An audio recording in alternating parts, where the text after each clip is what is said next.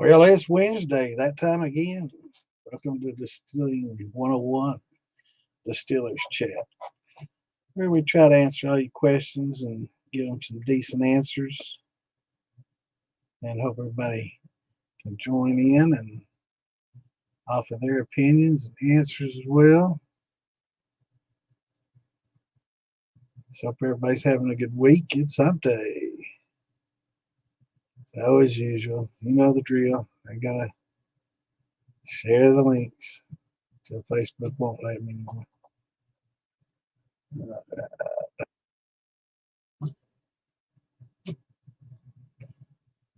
So what's everybody got going on this week? Hopefully everybody's got a little mash going. It's getting a little warmer here, but damn, it's like storm the last couple of days, so I've not been able to get out and do anything like I'd like to do. But I've got to get down to Bucky's and get me some corn. $8 for a 50-pound bag. Can't beat that. So we're gonna go see what kind of quality they got. I've not been there yet to buy it. Not too far from me. I've got to drive a little bit to get to Tractor Supply anyway, so might as well just go to Bucky's. Probably, I don't know, probably 45-minute round trip. A little further than I'd like to go, but probably get a few hundred pounds of corn. Make it worth your trip, you know. Got plenty of barrels to store it in. So let me share these links. Anybody's logged in. What's going on, Clint? What's going on, Billy? Been doing good, brother. How about yourself? Just trying to get these links posted.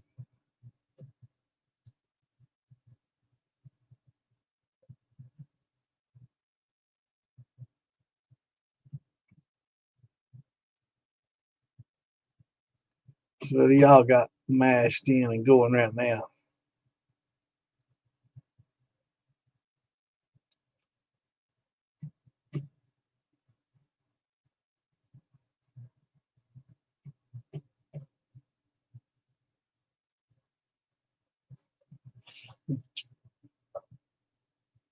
Need to talk to Dan and get him on this weekend and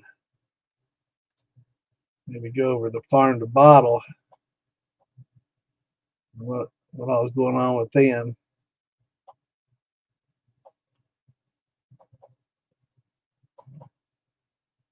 In the festival this year.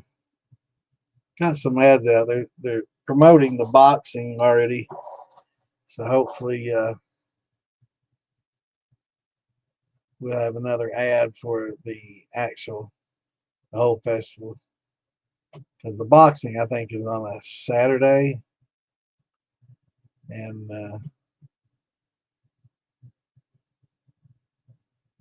festival's Friday and Saturday. So hopefully we can slow down on posting these. And post them too quickly. They think I'm a bot.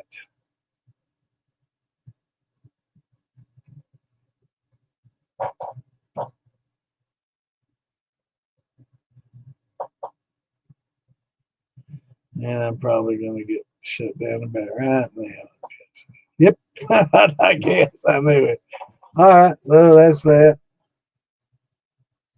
I know it. I've done this enough. I know about exactly how the hell they're going to react. Let's see what else is going on here. What's going on, Curtis? What's up, Kenny? Hey, Brian. What do I think about 24-hour turbo yeast? Jimmy Red and Wheat sounds good. What's going on, Kenny? What's up, Chris? In distilling, it's generally the thought is don't rush anything and try to take your time doing everything. I think that the 24-hour turbo has its purpose and use. I know it's used a lot for like fuel production, where time is money, and they use that turbo because it has a good high alcohol tolerance and it's fast. So when they're using corn to make ethanol, for fuel, that's what they want. Time is money, and they want that shit done quick. They don't care what it tastes like. So the final product is not of any concern, taste wise at all. They just want high proof, and they want it now. So for something like that, it's awesome. Or if you're running like a neutral spirit, where you're gonna basically run it on a column through some bubble plates and strip, any kind of flavor, good or bad, out of it. Probably fine for that as well, especially if time, is of the essence. But in my opinion, there's probably some better yeast. I can't really dog the 24-hour turbo because I'm not sure exactly what brand you're using, and chances are I've probably never tried it. So it's hard for me to knock something I haven't tried. But going on what a lot of other people say that have, they're not as favorable to it flavor wise. And then some to say it's fine. So it's just, I guess, a matter of preference, to be honest with you. I do know that a lot of times the turbo has nutrients in it, and from what my understanding is, probably a little bit more nutrients than you need. And I do stress the need for nutrients and GAN and FAN. But one thing that's almost as bad as not having enough nutrients is having too many. So that's something also. When they tell you use a teaspoon, I'd use 3/4 of a teaspoon, or just a little bit less than what they recommend. Um, I think a lot of times they recommend you using more than you need, so you get through the product quicker and they can sell you more. That's my thoughts behind a lot of that. Um, Plus, a lot of times, when I'm using them, it's on a brandy, and so I don't really want to overdo it, because if it's it might be a wine that I'm going to make. So flavor, and the mash flavor is really important to me. So um, I don't use a lot of nutrients. I use them, but probably a lot of my wines I use about half of what they call for, and I don't think that I've ever had any issues.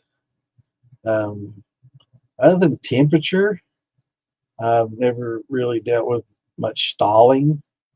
I've had it go slow because of lower temperatures um, and using wine yeasts, which tend to go a little bit slower, and brandies and fruit tend to ferment a little slower, of course, than your grains or sugar wash.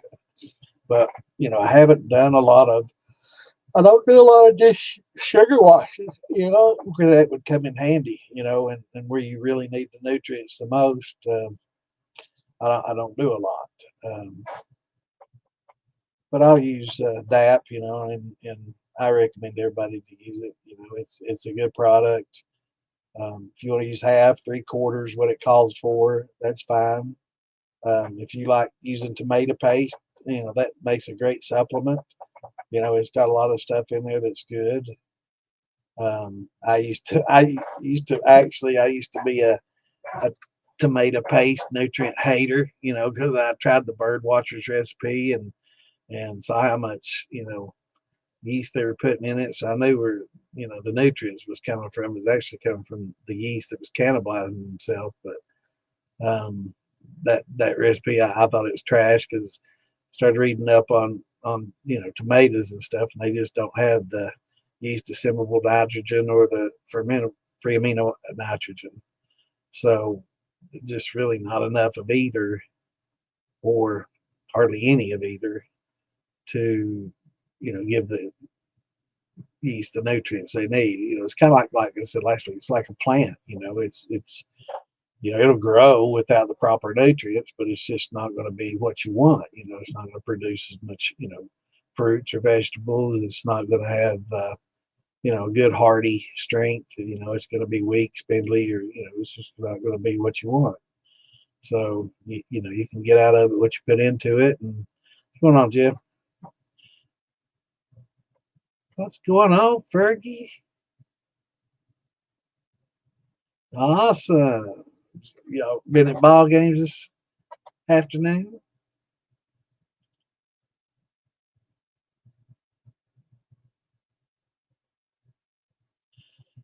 What's going on, Jeff? Damn, lots of Jeffs in the house. Jeff, and Jeff.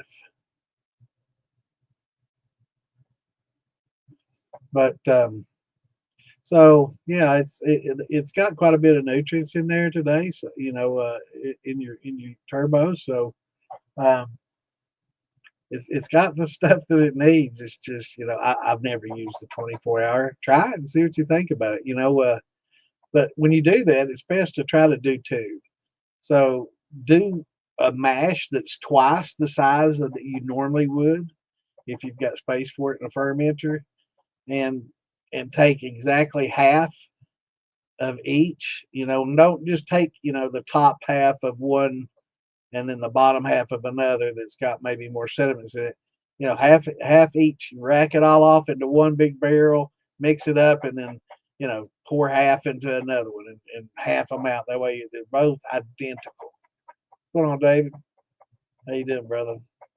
And then just try it. Compare.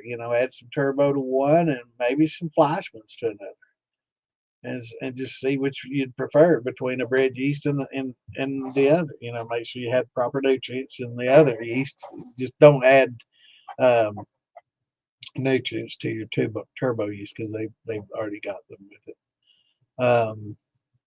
But yeah, just try some different yeast. Try you some deity and compare the two, and just compare them and see what results you get, which you like better. And then, if you like the bread yeast better, then next time try the bread yeast and a deity, compare them, and then maybe next time try, whatever you like better out of those two, and against an EC 1118 or something like that, or D47 or something else. What's going on, Andrew? And try some of that, and just try different things. That's one thing you don't want to do, is get stuck in a rut doing the same thing over and over again, because that gets boring. And of course it's good to crank out your favorite, and everybody's got their favorites and their go-to's, but broaden yourself, try some different things, and try to find something on the cheap. Try to find somebody that's got some kind of orchard, or you got some plants or some kind of vegetable that's got starch, or they got some fruit that's got sugars or starches, and what's going on, Wayne? And just try to find something cheap that you can experiment with, and just try different things. I was telling my fiance this evening, we went and did some shopping, and I saw some of that dragon fruit, and it's like $5 each for one of the dragon fruit about that size. $5, and it made me think. People like, have you ever tried a dragon fruit, Brandy? And I'm like, who in the hell can really afford to buy 40 pounds, of those, and mash them in, other than somebody that's going to get them free. So, I have a lot of people asking, have you ever tried this and try that? And it's just, everything's pretty much been tried. You're not going to find a vegetable or a fruit out there that hasn't been tried. You really have to think outside the box, or get some really unique fruit, that's very rare or unknown, to try. And even then, it's probably been distilled by the people that are indigenous where it grows. But well, that's cool. What's going on, Anthony? Killer bees, huh? Deity mixed with bread yeast together works well, yeah. Farm Solutions, good stuff. There's that 927 you're talking about. Yeah, Farm Solutions makes really good. And yeast is important. You know, it's. I've heard a lot of people say, it doesn't matter what yeast you use. And, you know, it's one of those things. Tell me you hadn't tried a lot of yeast. You know, when somebody says that, I'm thinking, man, they really hadn't tried a lot of different yeast and done the comparisons like I'm talking about. You know, so and there is some you will taste the difference in different yeast. So, uh, like Chris talking about using Daty, uh, distillers yeast for wines. You know, which is fine, absolutely fine, but try some wine yeast, you know, and instead of just distillers. Oh, are you gonna make brandy, you know, or are you gonna make wine? So for me, you know, when I do wines, I like using, you know, a wine yeast, specifically designed for specific fruits. Like I use that Premier Rouge for, you know, my dark fruits and fruits of color, you know, and I use that Premier Blanc for, you know, peaches and lighter colored fruits and stuff. And they're both designed for that specific type of wine, you know, like a red Sauvignon or something like that. And you know, and it, you know, the way it just for me it makes it better. And I've tried, you know, I used for a while. I used Elite EC 1118 on a lot of stuff because, you know, I've done a lot of reading on it, and you know, heard a lot of, you know, things talking about, you know, if you're just going to use one, you know, EC 1118, everybody talks about EC 1118 and talks about how, you know, great it is, and it is a really good yeast, all around yeast, but you know, according to, you know, the sommeliers and all these guys, you know, it's just probably not the best at anything, but very good at most all. So if you're going to buy one, that's probably it. But um, challenge everybody to try different yeast. You know, just get out there and order some different ones and try it and try. You know, like we're saying, you know, make 2 buckets and see which one, you know, after distilling, which one tastes different, which one has you know, characteristics and flavors that you might like. You know, because wine is pretty important. You know, yeah, it's all about the esters and the wine. You know, during the fermentation, there's a lot of chemical processes going on, and these yeasts are designed specifically for, you know, to produce certain characteristics and qualities. Um, so yeah, well, you know, EC 1118 is a champagne yeast. You know, so people that are using that, it's and going on, John. But yeah, it's trying different ones. Pretty much switch exclusively to Wanado Quebec yeast. Faster, under 85, it's super neutral. Awesome. Yeah, I've noticed people, you know, talking about the notes and characteristics of yeast and stuff, and different temperatures,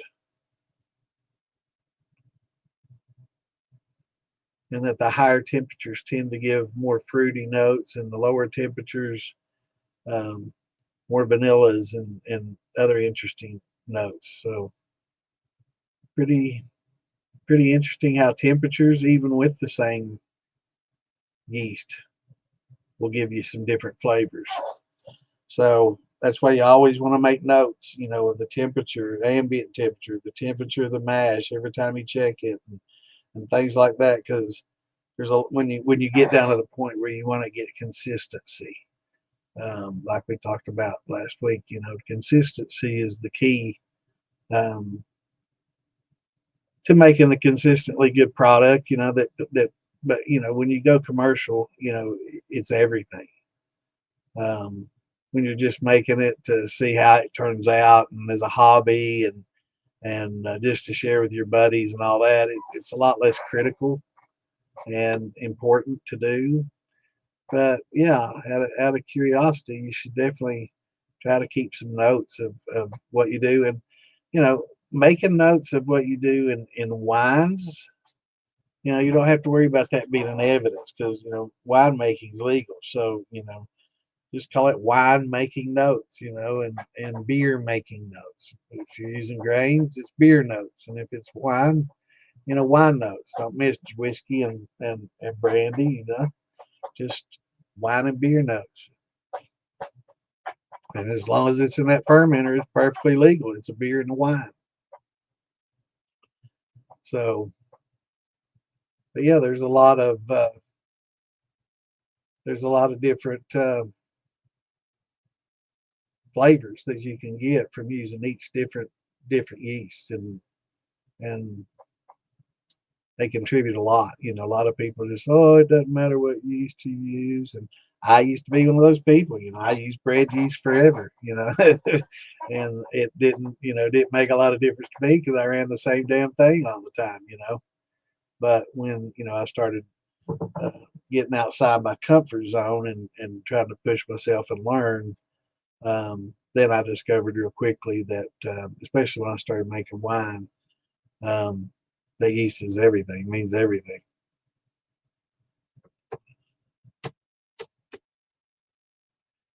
Okay, Phil Billy, a bag of Firm Solutions 48 yeast. Yeah, that'd be cool.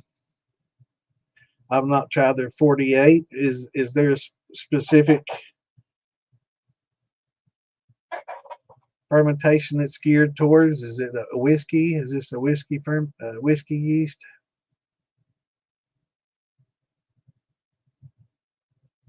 But yeah, Patrick Heist from Firm Solutions, probably one of the most knowledgeable people. If you want to learn, about all the different yeasts and notes and things like that, try to look up, anything that he's written or any show he's been on. I know I had Ian on here from Steel Talking last week, and they had him on their show, and I don't know if they quite knew who they had there, but man, he's got one of the top 10 bourbon distilleries in the world. Okay, he's one of the largest producers of bourbon in the world, top 10 at Wilderness Trail. So, and runs Firm Solutions, which does a lot of work, for vineyards and distilleries and brew houses all over the world. They do a lot of research. They do a lot of stuff. Eighth barrel and only use one $13 bag. Yeah, just keep using it.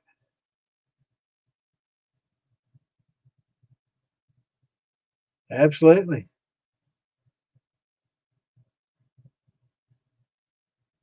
Or if you don't want to wait for it to cool to dump it in the barrel, just scoop all of it up out of there and put it in a few jars. Just jar it up and let it cool off. And if there's a little bit left in the bottom, go ahead and pour that hot water in on it and let it kill it.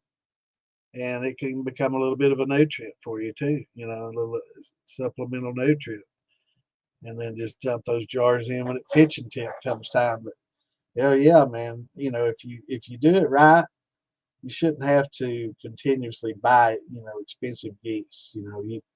You can buy yeast once and use it for years and years and years if you play your cards right and do it right, and I think Alan Bishop has some really good information and videos on propagation of yeast and keeping them.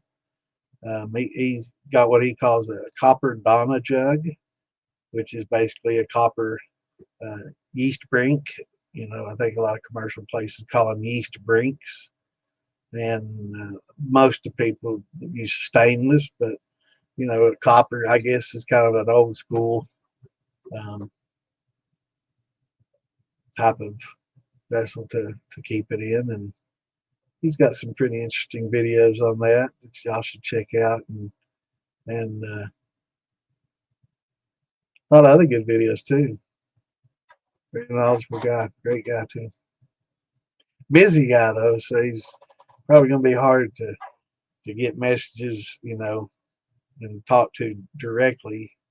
He's a pretty busy guy. He's just moved from French Licks to I'm trying to think of the distillery. Shit, damn it, what's the name of that?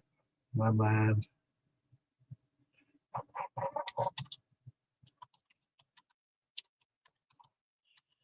I know it's at some resort up there in Indiana.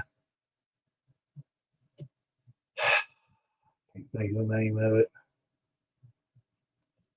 And of course, I go to the wrong one. Alan Bishop. I should.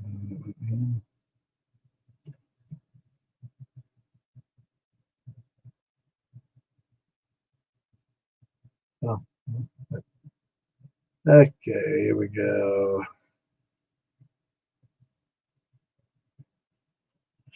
Homestead, Old Homestead. I can't remember that. Old Homestead. So it's on a resort up there on a lake, and pretty nice place. He's been there, I guess, close to a year maybe now. Yeah.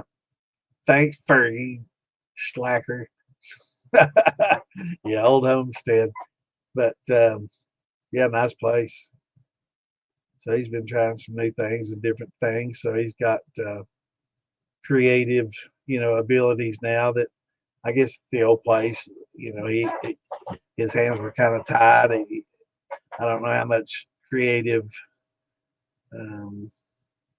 freedom he had, but I'm pretty sure now at Homestead he's part owner, and so he's got more creative freedoms now to do what he wants, and so he's doing a lot of interesting things.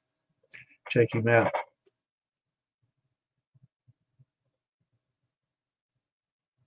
Yep. Lactose is the same way. Lactose is a very popular discussion. I'm kind of torn on it. It can be a good thing as far as giving you some interesting flavors and stuff, but it's also a pain in the ass because you have to clean every time you use it, because you really don't want a lacto coming soon early in the fermentation. And if you don't keep everything clean, it can happen. It can start early, and lactic acid and lactobacillus is lactobacillus is a bacteria that's much like yeast, in that it consumes sugar and produces something else. Lactobacillus eats the sugar and it produces the lactic acid, which creates the lacto infections that we see. And whereas yeast eats sugar and, of course, make alcohol. So when you get lacto early, they're competing with the yeast for the sugars, and it's going to impact, or can have a pretty big impact on your volume that you turn out, because they're both eating the shit out of the sugar at the same time. So it's going to be less sugar that you have going into making ethanol. So it's best to, if you can, to have your fermentation early on, get that done, and then maybe at the very end, have the lacto, kind of kick in and start, and then you can, kind of finish it and get the last bit of sugars with the lacto. But anytime you do that, again, you have to clean everything and sterilize it, because you don't want it starting out early on in your fermentation. I've heard of people that do let it start early in the fermentation, and like we talked last week, use potassium metabisulfate to kill it off, and then let that degas, and then add their, check the gravity, and maybe have to add some more sugar back in there, and then add the yeast. But I think it would definitely be beneficial, most beneficial to do it at the end, because then you're not having to use so much potassium metabisulfate or at all. But after the end, you have to really clean things and sterilize them really well because it's something that will come back. So it's just a bacteria, one of the many bacterias, and it's found on all the fruits and vegetables. It's just natural in a lot of the air. It's kind of like a yeast. It's found on a lot of fruits and vegetables, and it's in the air, a lot like yeast. But this is a bacteria, not a fungus. So, but both, break down. But it's just that flavor and softness, and you can get that bad notes. So there's other ways to get similar things to that, but it's unique, and if you run into one every once in a while, it's a good thing. But if you add the 160-degree water to your fruit, chances are you're not going to have that big a problem with it, because that temperature should kill it all off.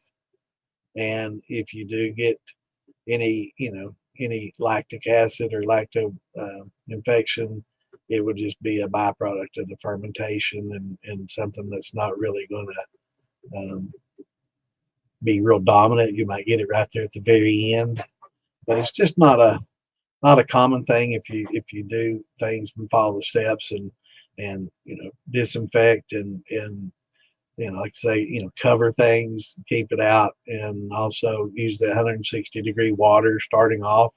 And you really want to do that because there's other bacterias and things you want to kill off that can be bad. So regardless of what you're fermenting, a lot of times it's good to hit it with 160 plus, and kind of killing everything off. That way, when you don't have as much to worry about. But in grains, it's a little bit different. It's generally grains. You're going to have a fermentation that lasts 4 to 7 days, and there's not a lot of lacto buildup in that short of time usually, unless you start with it.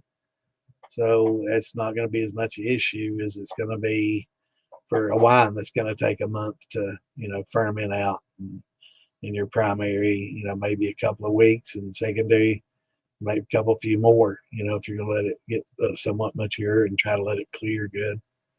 So yeah, you can save them.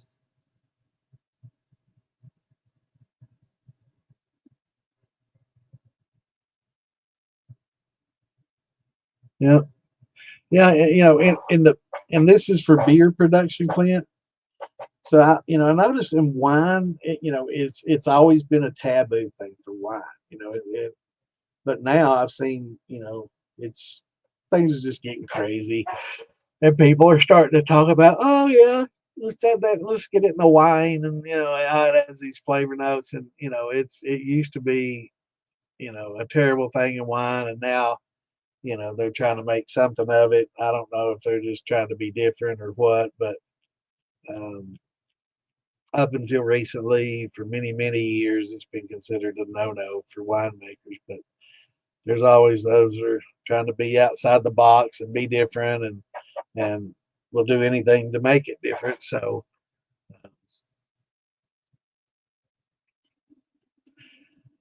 what? I'm sorry, I haven't been highlighting these questions.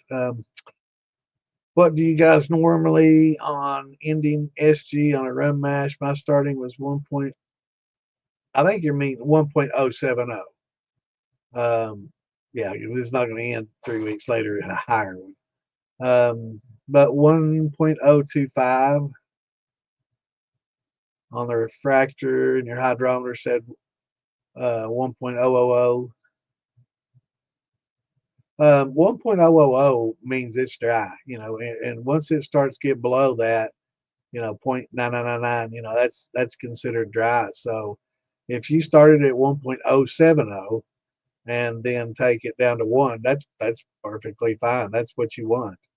A lot of times rum won't ferment all the way out, because it depends on how much molasses that you use, because there's a lot of unfermentable sugars in molasses, unless you're using some kind of invertase or some kind of special rum yeast that might have the invertase in there. So you're always going to have a, 1.020 or 1.015 or something like that for a lot of your rum yeast, unless you do use a specific or rum mashes, unless you do use a specific rum yeast that may have some invertase in it, or some things that are going to be, enzymatic to convert some of those unfermentables on out. Uh, Maybe even, who knows, there might be some kind of Kobe yeast in there, something like the yellow label that breaks, carbs down and without uh, exogenous enzymes. So, um, but yeah, it's perfectly typical to have a ending gravity in the 1.015s or 2Os, or something like that. When you're using blackstrap or molasses, you're going to have, chances are you're going to have unfermentable sugars. But I do recommend, and here we go again, the yeast that are made specifically for it, I think, do have invertase in them or some kind of enzymes that will help go ahead and finish a lot of those unfermentables out. Um, so again, sometimes it's great to use those specific yeasts. And we were talking about temperatures. Like um, I know that Quebec yeasts are really good. They're really innate yeast, and it's probably more. What would you say? Use more for whiskeys and beers than, I guess, than brandies and wines. I don't hear as much in brandies and wines Quebec yeast, but for like your whiskeys and your beers, it's a very extremely popular yeast. But yeah, for a rum, if you can get like a rum based yeast, and oh yeah, I was going with the temperatures, like tequila yeast, like this blue yeast, for a lot of the tequilas, it requires a really high temperature to um, I've not tried them in any brandies, yeah,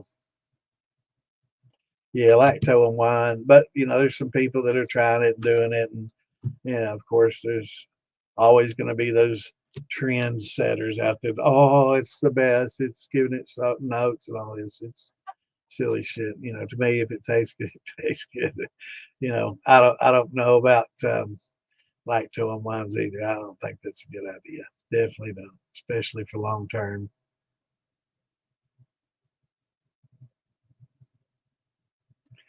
Distillers and beers for the Quebec.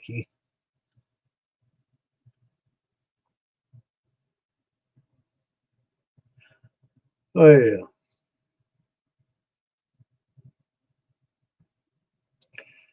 Speaking of somebody that likes to talk out their ass, there's the thief John Miller. This is the guy that takes money from donations and doesn't hand them out.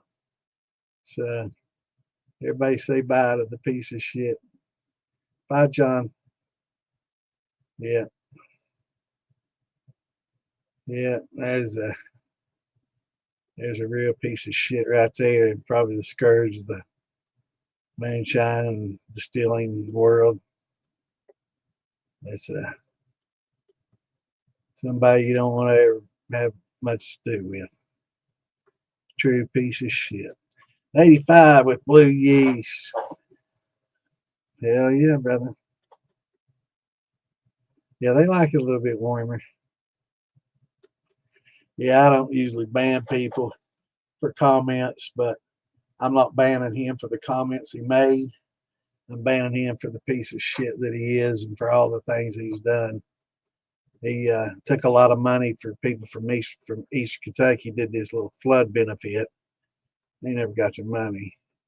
He took money for Josh and Craig Landry, and they didn't get their money for a long time. Slowly, I think they might be getting their money slowly because there's so much pressure and threats and everything else made on him. And supposedly he's being investigated and all this stuff, and he's turning people in and all.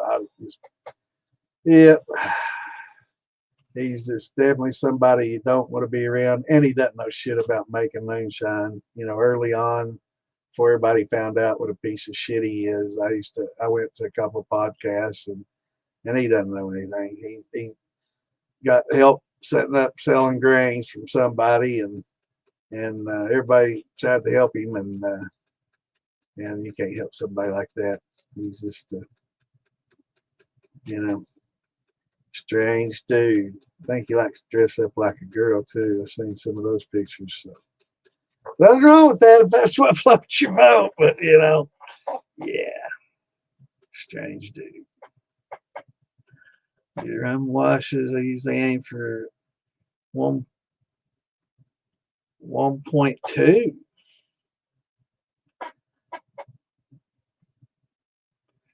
Yeah, they do. They do have some unfermentables. Have you ever found any rum yeast that has invertase in it that finishes them dry? I've seen some people use a lot of molasses, and they tell me the gravity was 1.000 or 0.999, when they got done. So I'm like, it had to have something in there converting a lot of those in unfermentables.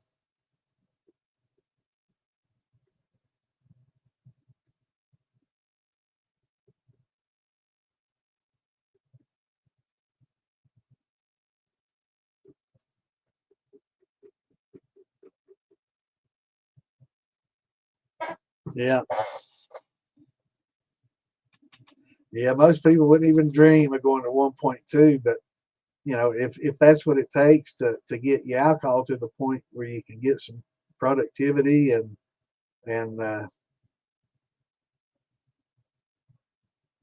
it doesn't affect the flavor, hell yeah. I haven't done a lot of I've done I've done a few rums and I've used it in combination with a lot of other things. Like banana and molasses and things like that. I've tried a lot of different combinations and using the brown sugar, the dark brown sugar. Yeah, it's pretty interesting.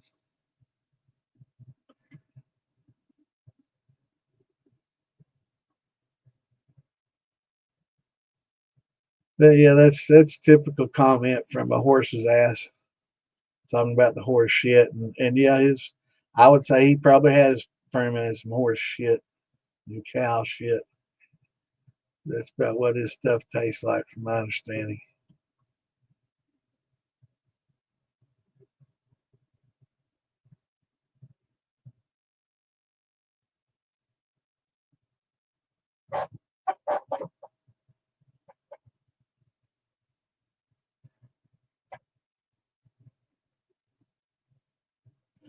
Had patella washes that got close to 1. Yeah, I'm not.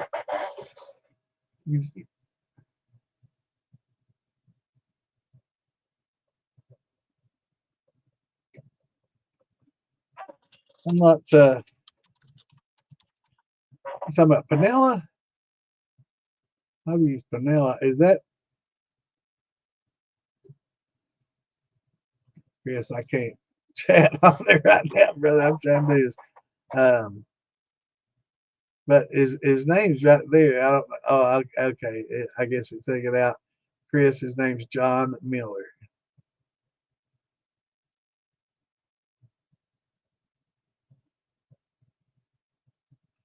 I think patella is a kneecap.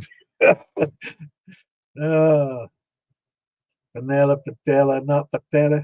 Yeah, but yeah, I've used that. I've used the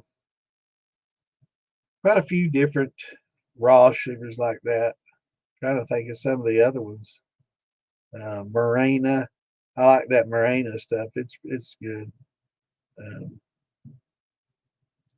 that's probably the one I use the most. That Morena, I like it real well. It seems to do real well. Yeah, I know what you're talking about, brother. Yanking your chain, my friend. I know what you meant. Um, yeah, the that Morena. It's a lighter colored. It's not like the um, panela. It's a little lighter colored, but it's still not like bone charred or refined. And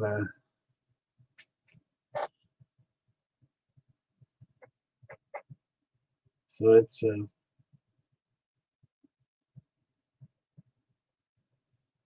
also really good to use. I like the Morena Zolka. That's what I'm trying to find. Zolka Morena Sugar. Zolka, I think, is the name of the company, but it's really good, and I use it a lot. It's not real expensive. I find it at the dollar store. Actually, I was finding it real damn cheap. I was finding it cheaper than sugar at the dollar store. It's like $1.25 for a 4 pound bag. So that's cheap as fuck. And I started showing too much interest in it and saying, "Oh, can I get this by the case?" And anytime I went in there, and I just buy all they have. Do you have any more in the back? I'll buy it too, and that kind of thing. And then the next thing you know, all of a sudden they're not carrying it anymore, and I don't know if they've just found maybe they're selling that shit on the side, or the managers decided to, hey, this is a pretty good deal. This shit costs $4 or $5 at Walmart. Yeah, I use it. I use it a lot. I use it to supplement some of my fruits too. Yeah, yeah. I generally use dextrose when I'm sweetening for a grain. If I'm bumping up a grain, that didn't convert real well or something like that. So I'll use dextrose for that, and probably Morena is one of the things I use more for the brandies and fruits. Yep, they do well. Brother, I'm just answering questions. You got any? What's going on, Kimbo?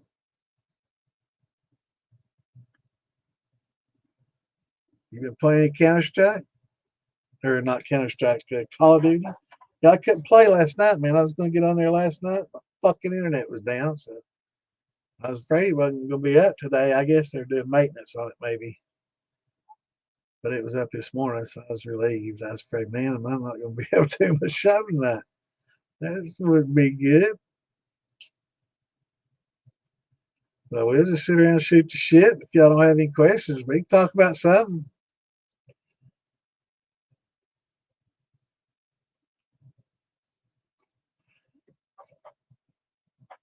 Oh, first things first we can talk about is, for those that don't know, Billy is putting on a raffle.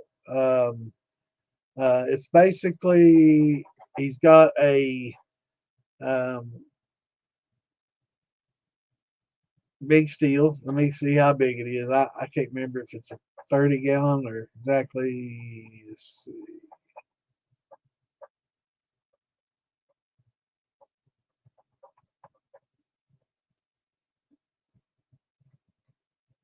Let me scroll down. It's funny. Let's see here. Well, I shared it to other groups. Probably be easier to find it one of them. I just scroll through 100 posts to find it.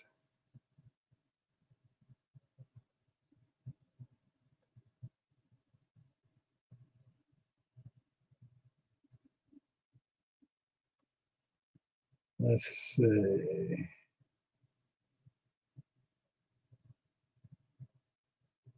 Man, Phil, you need to post that more often, brother. I'm going to have to share it to the damn militia page again. Keep it. It's buried already. Let me pull up another group here. I get a lot of posts in the militia.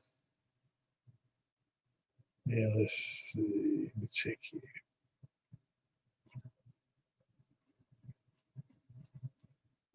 Okay, let's see if he says here.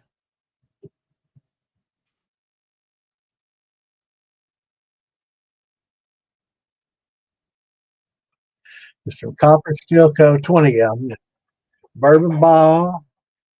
It's got a thumper, 5 gallon word with a diffuser on the thumper and drain and a banner. $20 raffle tickets, and the final drawing will be on July. Wait a minute. Wait a minute. I might be able to.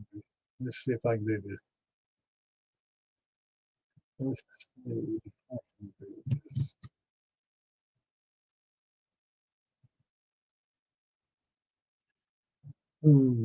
Let's see. How do I do it? Let me try this again. I think I can share my page while I'm doing this. Let me pause it at the very beginning. Pause. Stop, damn it. Where's the fucking pause button? All right, good. All right, let me share this page and y'all can hear it. Hopefully we can all hear it. Let's see. Share screen. Damn. Let's see. Let's go with. Let's see. Nope. Let's go with that. All right, here we go. Let me hit play. Raffling off this still. It's the first ever Philbilly still from Copper Still Co. It's 20 gallons. It's got the bourbon ball. It's got the 5-gallon thumper, 5-gallon worm, infuser. It even comes with that banner. I'm going to be raffling this off between now and the final drawing will be on July 11th at a festival I'm putting together. You could send me $20 per ticket. Some of the proceeds are going to go to Shiner Sam's wife. And we're also going to have some other raffles to raise money for Shiner Sam's wife at this festival. And I'll make some other videos. I got another still that I'm going to raffle off and a bunch of other items that I'm going to raffle off. Part of the money from this goes to Shiner Sam's wife. I have a lot of other items that I'm going to auction off. I'm going to raffle off. 100% of those items go to Shiner Sam's wife. And some other people are donating things to raffle off too. Going to be 50-50s at the festival. $20 a ticket for this. You can buy as many tickets as you want. You can pay with Cash App, Venmo, PayPal, or you could pay me in cash. Make sure you include your phone number so I can text you a picture of your raffle ticket. You're winning your numbers. I'm going to put them all in a bucket. We'll have somebody reach in and draw one and pick a winner at the July 11th Philbilly Moonshine Full Moon Festival. All the information should pop up on the screen. If you need the full video, YouTube, Facebook, type in Philbilly Moonshine. Appreciate y'all. I hope to see you come out to Snickers Bar and Grill July 11th, or we'll just post the results when we're drawing it. We'll do it live. It'll be on Facebook, TikTok, and YouTube live at the same time. Thank you. See y'all later. Also, if you're a friend of mine, please share this video so it reaches as many people as possible. Thank you. All right, I'm going to be raffling off this still. It's the first. It's a nice setup right there. The first ever That's probably the nicest 20 gallon still from Copper Still Co. It's 20 gallons. It's got the bourbon ball. It's got the 5-gallon thumper, 5-gallon worm, infuser. It even comes with that banner. I'm going to be raffling this off between now and the final drawing will be on July 11th at a festival I'm putting together. You could send me $20 per ticket. So that'll be nice.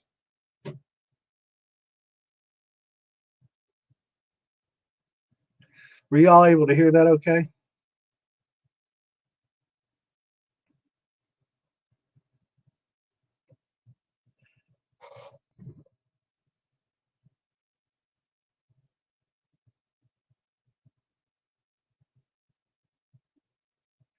Costco sells their version of Verena sugar, 10 pounds for $10. $1 a pound is a decent price. Man, I was getting that $1.25 at that Dollar Tree or whatever for a 4-pound bag. Man, I was loading up on that shit. But yeah, it's awesome. But that's still a good price, you know. I mean, regular sugar is like 70 cents a pound, so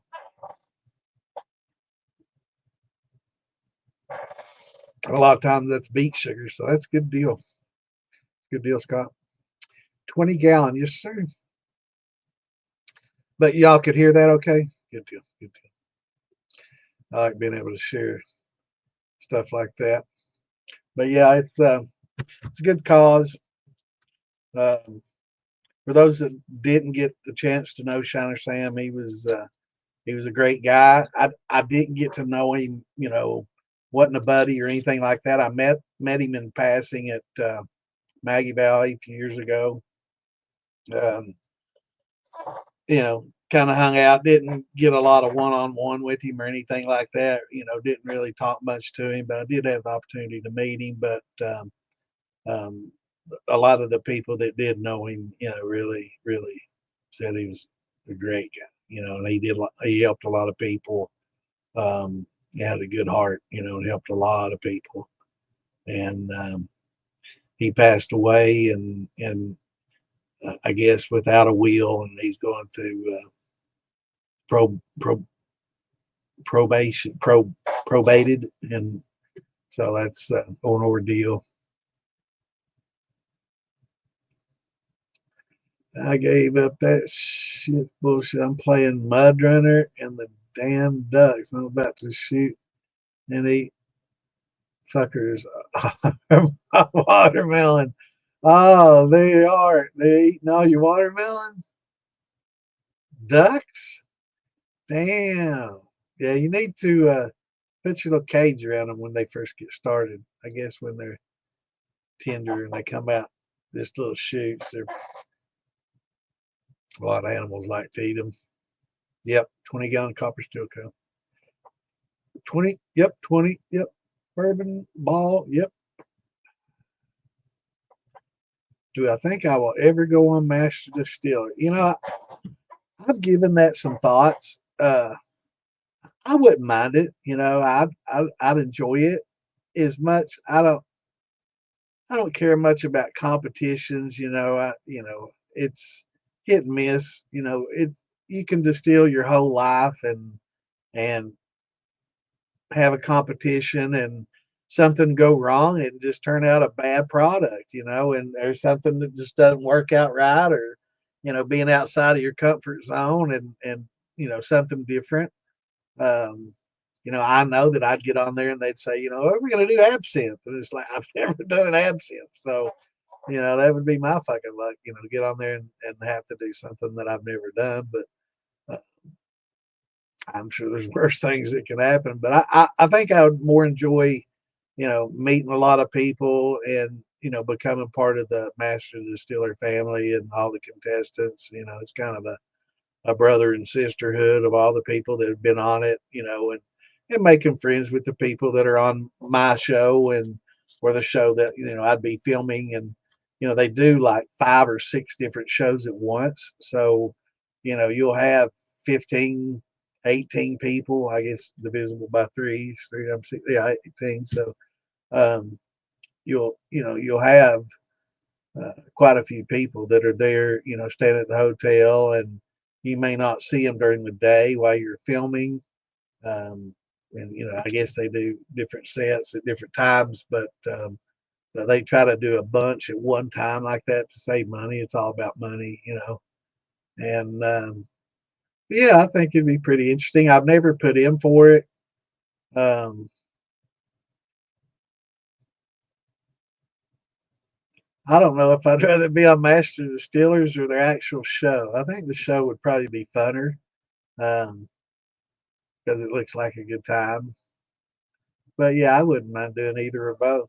To be honest, it'd be fun.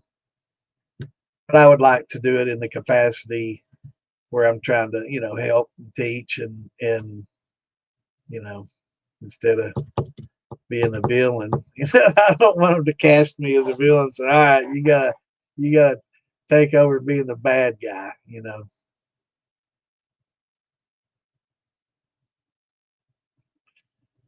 Yeah, see if they've got it down there. Let me make sure that it's Dollar Tree. Let me look on my Google map here, and it's Dollar Tree or Dollar General. Let me look. And is it Dollar Tree or Dollar General? I was going to get that Morena sugar over there next to the shoe store. The Dollar Tree. Okay, it was the Dollar Tree.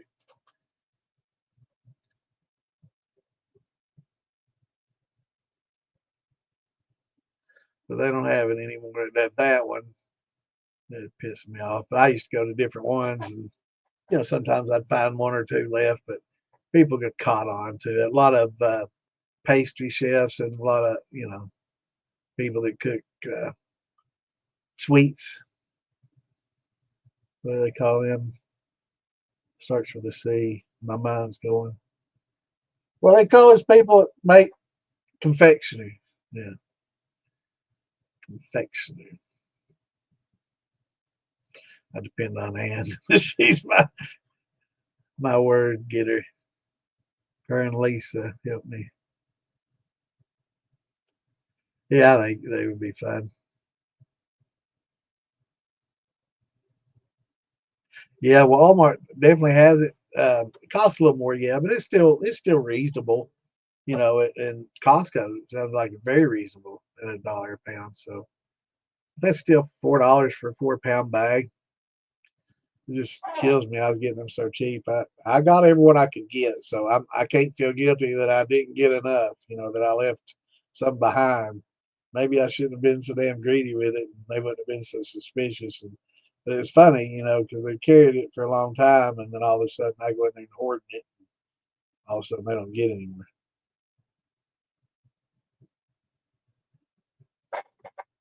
Yeah, I bought cases at a time.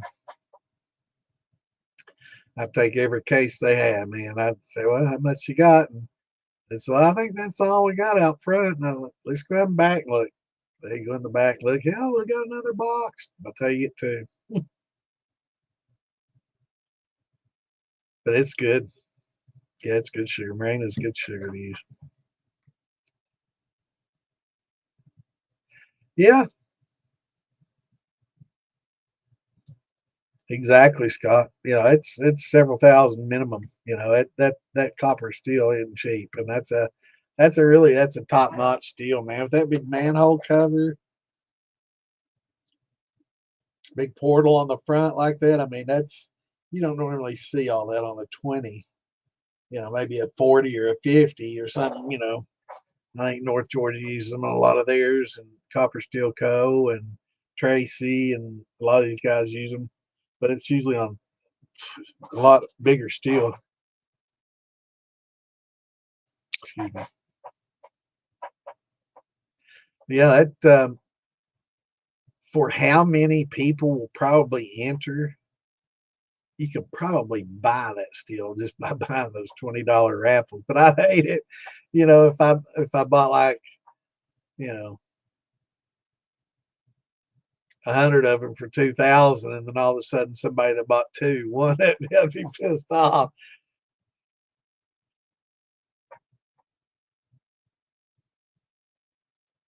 Yeah, bananas make good mashes. You know, that's what Big Easy was talking about. That's one of his favorite mashes. I've yet to do is banana. I've had his peach and a lot of their post flavored and some of their clear, um, just white dog, but I've not had any of Big Easy's banana yet. But I've made some banana. It turns out it generally does pretty well. The last one I did was kind of dungy, I guess, dark. It was a good unique flavor. It wasn't bad. It just alone wasn't that great. It just didn't have a beginning, finish, and end. It just had that pretty much that flavor to me. So I was going to do the Nick Caleb thing. I was going to get some of that powdered peanut butter and make a little peanut butter and banana shine. And everybody kept telling me how be careful with the that powdered peanut butter because it can get real bitter real quickly. And it's not something I was familiar with. And the rum's good. I mean, the banana rum is good. I didn't want to fuck it up. I mean, if it wasn't good, I'd have tried it. But because it was good, it was just a unique flavor. I decided that I would pair it with the root beer, and that worked really well. So you know, a lot of times when you get shine that have unique flavors that may not be so good, think outside the box. Think what can I do with this? You know, like I've had people come to me, you know, I made this man, it's just bitter as fuck, man. It's just sour. It just tastes real bitter. And I'm like, okay, well, make some lemon cello with it or something. You know, take advantage of that bitter sour note. You know, when they taste the lemons, that's what they expect to get. You know, so you know, kind of you can kind of pair things and taste things and it's kind of like a chef, you know. It's like what flavors would be good with this, you know, that I'm tasting here. What can I pair this with that would make it work well? So when you taste it and you're getting certain notes, it's like, you know, this just leaving me wanting. You know, it just doesn't have a finish and doesn't have the flavor that I want, but it's got a unique flavor to it. It's on the front end, but it just flattens out to nothing, you know. So what, you know, maybe sometimes you can pair it with something, you know. That's right, brother. Life gives you lemons, make lemonade. And, you know, there's a lot of truth behind that, you know. So if something doesn't work out the way you expect it to, just, you know, you can always rerun it and you can always make a neutral out of it, or you can take advantage of that unique flavor and pair it with something else that it might go good with. You know, if you got something that's tart, you know, maybe a little cherry tart. You better bring your best, brother. You don't want me turned up my nose and dogging your shine now. You better bring something good.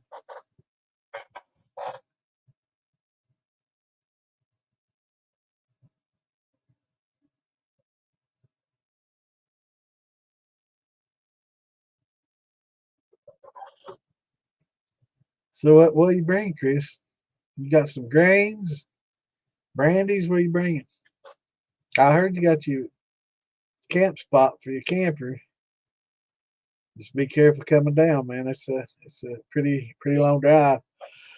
I know for me, look at me yawning just thinking about it, man. I can't drive hardly anymore. I can't go anywhere because I think I'm getting narcolepsy, man. I mean, I can be well rested and still be sleepy. It's like I'm tired all the time and run down, and I got sleep apnea, so I know I don't sleep real well when I do sleep. But like, man, I'm tired all the time. I get behind the wheel and I get tired. It's dangerous, dangerous.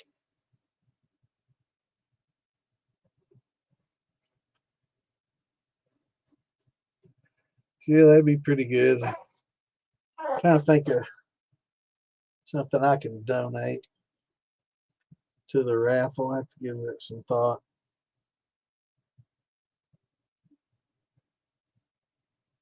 Strawberry corn. Strawberry corn. I've never heard none of that strawberry corn, man. That's some of that heirloom stuff. Vitamin D. I've got to do the sleep. I got to get the CPAP and all that. My fiance, she's worried to death.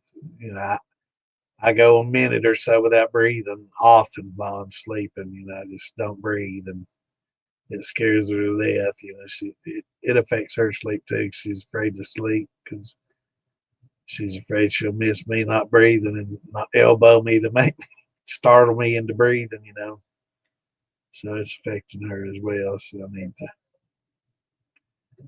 You what? Yeah, better late than never. Yeah, but I need to get that done. Faux show, and they say that it can cause narcolepsy as well. Just not getting a good.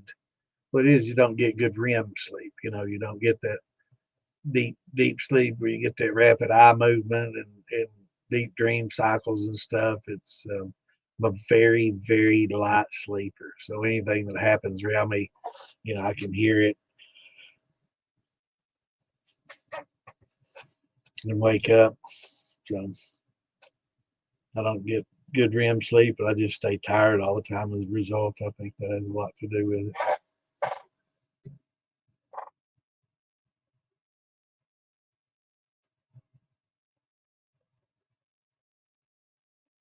So let's see what else is going on in the groups.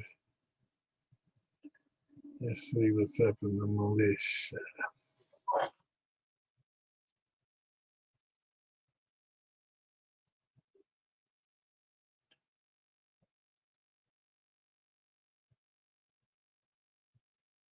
Yeah, I think Tiger Shine's going to have a little auction. He's going to auction off a unique little steel. Looks like a lunar capsule, a lunar lander with a jar rig and a copper flake and worm.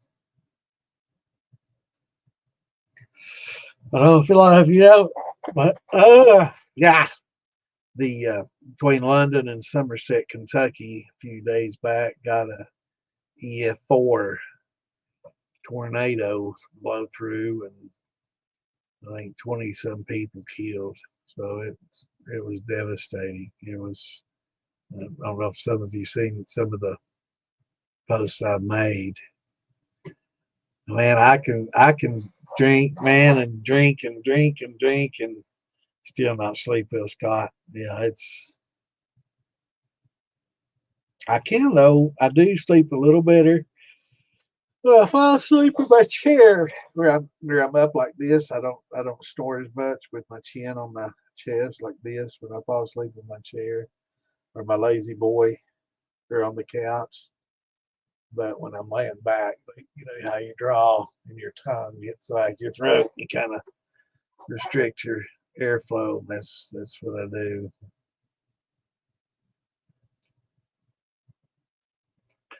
Strawberry wine with sour mash. Sound interesting, brother. I ain't gonna knock nothing until I try it.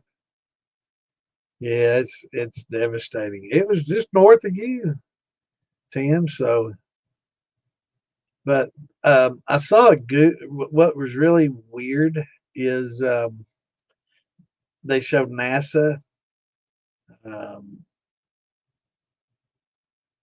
photographs. I guess I wasn't Google Earth, so they said NASA, but it was showed that area before the tornado and after, and from space you could see the path that that tornado took, all the earth and trees and grass that it took up. You could almost see a little dirt path that the damn thing took. It's crazy, man. Yeah, it was that bad. I mean, it just leveled whole subdivisions, man. Just I was watching an interview. This one lady was talking about how, her and her little boy was in the house, and she was picked up, thrown in the air, and landed. I guess it set her down gently, and she ran back to the house and the rubble that was once her house. And I mean, it's just basically gone. And found her little boy in the rubble, and both of them just sustained some cuts and bruises and got stitches. Amazing story. I mean, and she's like, "Oh, my neighbors are gone. They're dead. They're gone. Anybody that was home is gone. You know, and it's just crazy. But yeah, it's crazy the weather. We've had floods, couple floods this year, and now this, and they're talking about softball size hail in Texas, and who knows? It could be end of time kind of shit. I know the world's in turmoil.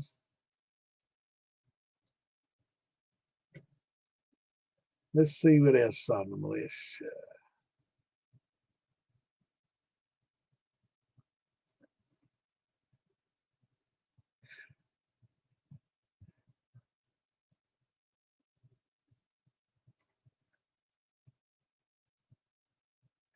Now, Bishop's got a post on there about shine aromas, licorice root in a gin.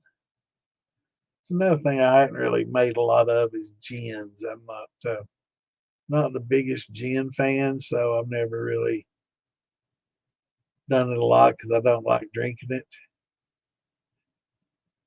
And I generally, we all pretty much make what we like to drink. I don't have customers or anything like that requesting things. I know a lot of people do, and if you do, that's more power to you.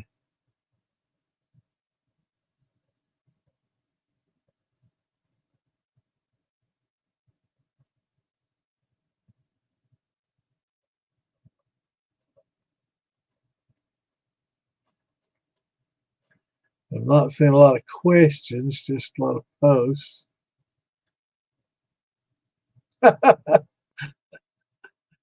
It's funny as shit. Ron Ford posted a truck driving around.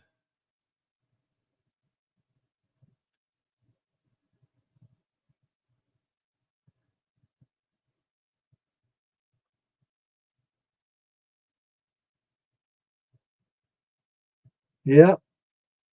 This Memorial Day weekend, I guess this weekend, there's a moonshine festival. New Straitsville Memorial Day weekend moonshine festival, 54th annual. So that's been going for quite some time.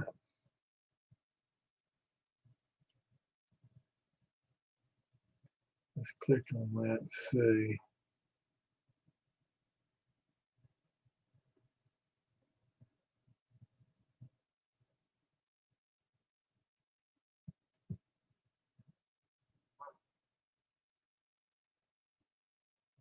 Someone asked the question, what's any of that got to do with moonshine? Well, other than it being a moonshine festival, there's Veteran Parade and other things that are going on there. It's interesting how people always find something negative to say about everything, even in that.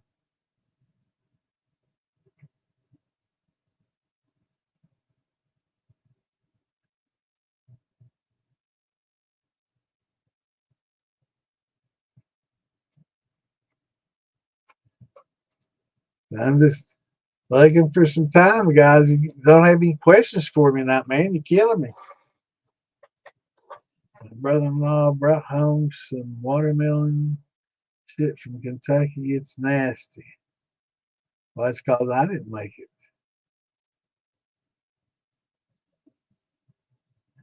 Watermelon is tough. That's a tough thing to make and make it good and have good flavor carry forward. That's a real tough fruit for flavors to carry forward.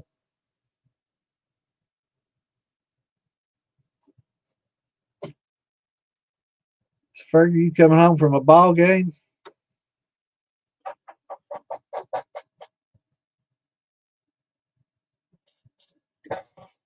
And if you sit here and hear my chair squeak, like squeak, squeak, squeak, I've got a restless leg too, man. I'll sit here and bounce my leg like a Neil Peart on the drums.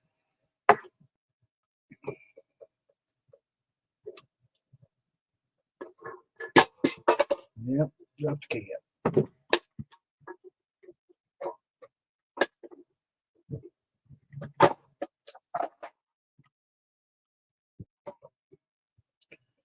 What do I think of most?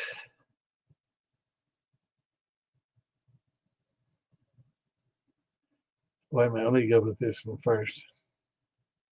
So, have you heard about salt being added in the mash for a part of the recipe? No.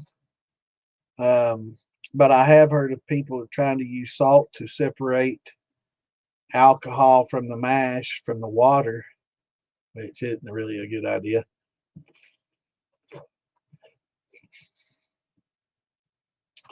What do I think? Reason being, some people may add salt to piss their yeast off, to stress yeast, to, like I've talked before, to try to get specific off flavors that may be an on flavor for them. And it could be something of that nature, but generally speaking, salt is a preservative, and yeast hate it. So any sodium you don't really want, unless of course you're using it for that purpose and you really know what you're doing. I would definitely keep salt out of my recipes. What do I think about Uncle Jesse's simple sour mash recipes? I've seen a lot, and I think I think I think he has pretty much one, and then all the others have been their take on Uncle Jesse's Simple sour mash, but I like sour mash. I think it's a very efficient way to make it. I think you stretch it out. I know a lot of old timers loved it for that reason as well. It was a cheap way to increase your production without sacrificing a lot of flavor. A lot of people liked it. A lot of in the industry, commercial wise, love it before the um, same reason. Very um, very economical.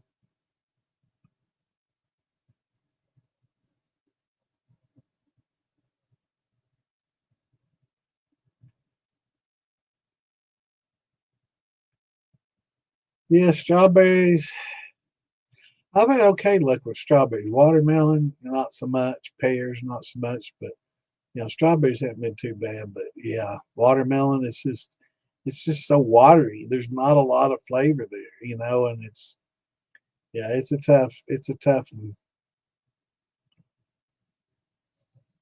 Yeah, I think I've heard of Epsom salts maybe being used as some kind of supplemental uh, nutrition thing, but again, I'd probably not use it unless there's a specific time during the fermentation that you want to use it, maybe to create congeners and off flavors that may be unique or end up being good or something like that. Um, but yeah, it's not generally used. I've heard of people though that mix salt with like a mash to help separate the water from the alcohol because the salt and the water will bind. And once the salt and the water bind, there's less free electrons for the alcohol to bond to the water. So that hydroxide bond's broken, and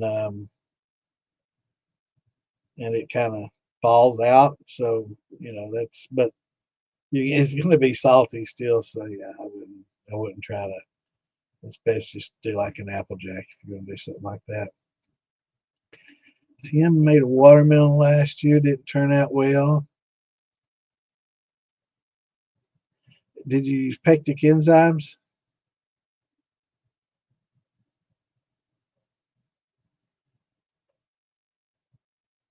Yeah, it's fine, Rick. I know what you're talking about, brother. Flaccid flavor. Okay. Soft dick flavor. I knew what you meant, brother. Uh, that's funny.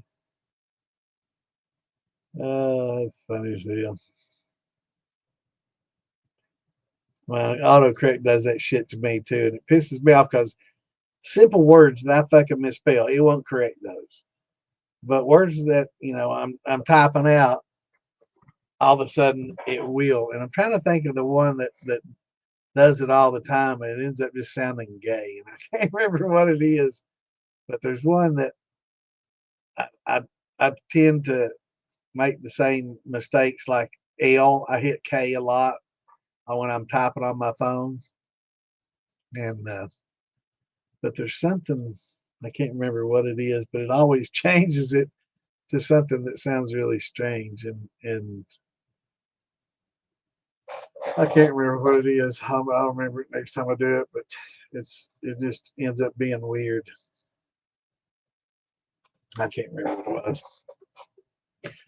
Phil Billy's recipe. Yeah, I mean, simple sour mash is good. There's a lot of different ways to do it. I tend to like to do it a little differently on mine. I like to take just a little bit of the grains out each time instead of stretching it, because most people, when they stretch it, after it gets like its fourth to sixth generation, you really start losing a lot of that flavor of the grain, right? Because it's just spent. You've mashed it 4 or 5, 6 times now, and you're really not pulling much flavor out of them anymore. Um, And I've heard some people say, "Oh, that fourth, fifth generation, man, that fifth, sixth generation, that's when it starts getting good." And it's like you're drinking a lot of sugar when you're doing that. It's sugar shine. So what I like to do is each time take out, you know, a coffee can full and or a plastic coffee, thing full, and then measure that much, corn, grind it, cook it, throw it in there. I mean, you can go through the gelatinization and all that if you want to, or even use a, yellow label on it. That'd be interesting. Have a yellow label and just keep adding some grains in there with it. Keep that, like Clint was talking earlier. Once it's in there in the bottom, every time you stir it up, it's still lots of live yeast down there, man, and lots of dead yeast from nutrients. So, that's what keeps it going. And you just, add some fresh grain, a little bit of fresh grains to it, and it's going to convert those. So you're going to get a good conversion and converted flavors, and yeah, Epsom salt. I wouldn't be surprised that it isn't in the bird watchers. I tend to stay away from that thing. I hated it, um, mostly because of the tomato paste used in it. And I know, it's like raisins. They're really not a really good nutrient. A lot of people swear, oh yeah, they are, but they're not. And you can look and see, the yan and the fan, that we talk about, and how much are in a raisin, and use a good source. Don't go to Reddit and some of this other shit and just, or some post on Facebook that some dumbass like John Miller said, or some, he doesn't even know what it is. So shouldn't even use his name, but some dumbass, says that knows nothing. Um, go to a reputable source like the Distillers Institute or somewhere like that, and see what see what they say about it. There should be some charts about yan and fan from all that. Yeah, but I mean, then again, there is good things in tomatoes. I did more research and found out that there is some good things in the tomatoes. So using tomato paste is better than nothing, but it still doesn't have the yan and fan you need. But it's got biotins. It's got I used to remember a list of all the different things because I couldn't believe it had so many different nutrients in there that do help. So there are minerals. Calcium, of course, and selenium and other things that are essential. So zinc and other things. So there are some good things that you're going to get from that tomato paste. You're just not going to get that nitrogen that you want.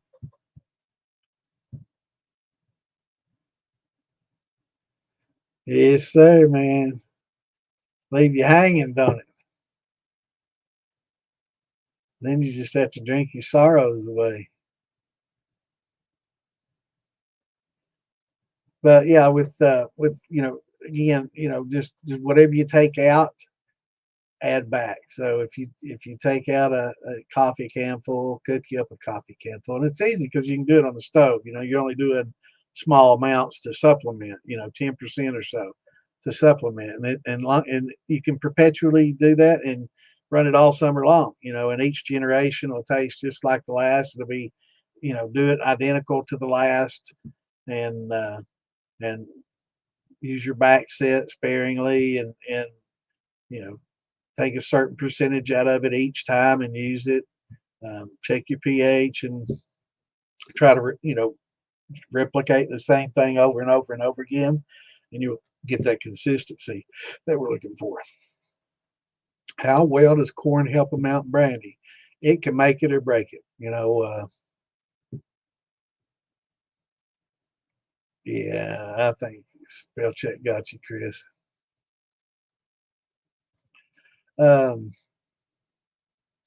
it can make or break. It's like certain things to me sound good with corn, and then some things, sound, I don't know, corn with that might clash. It might not be the best combination, and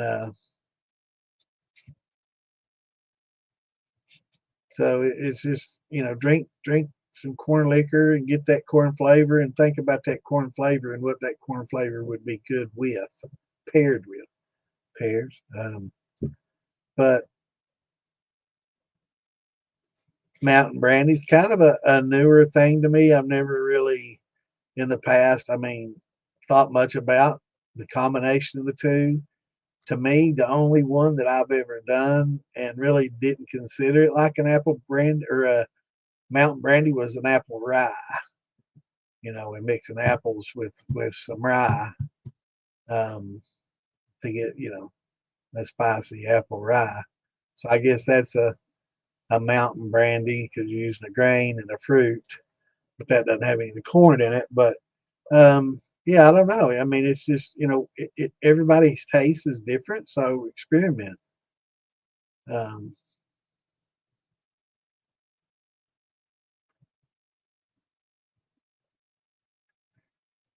so they do. So they've got some enzymes in them then.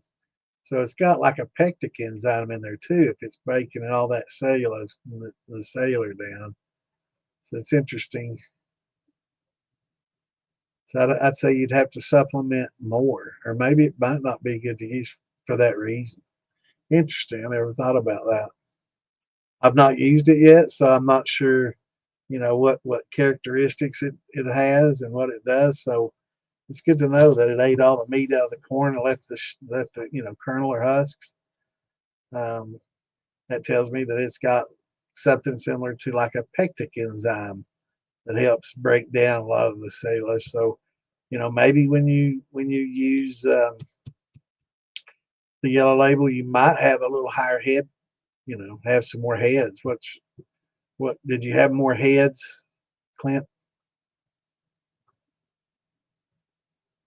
Blue corn. That's cool. Yeah, I think that would probably be a better idea than like a yellow corn. Thank you. Yeah, that would probably work much better. I was imagining yellow corn and you know apple corn. I don't know. That might not be bad. But it really boils down to taste. So anytime it comes down to taste, it's just a matter of opinion. Yeah,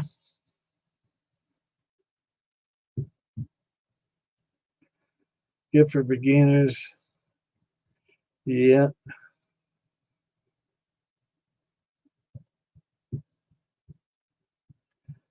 yeah. I guess there's enough there to keep it going. It may not keep the yeast happy. And probably not going to be the most flavorful thing. Um, but I just soon tell them to get some DAP and oyster shells.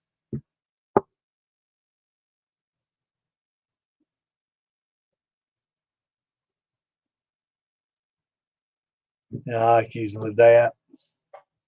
But yeah, after reading more about the tomatoes, they aren't useless, and there are nutrients in there that the yeast can use, and that will placate them somewhat, but just not enough nitrogen to really, give them the diet that they need. So that's kind of what it's like. And NH3, the ammonium.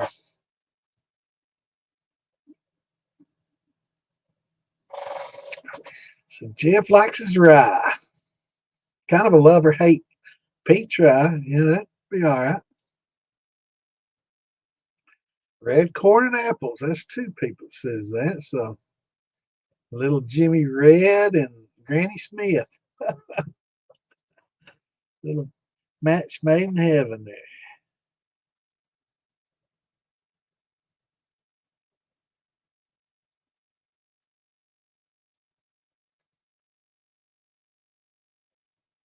Yeah, I figured it has to. I mean, if it's eating up all that cellulose, it's definitely going to have to be kind of headsy, because that's what that's the byproduct of cellulose breakdown is going to be methanol, wood alcohol.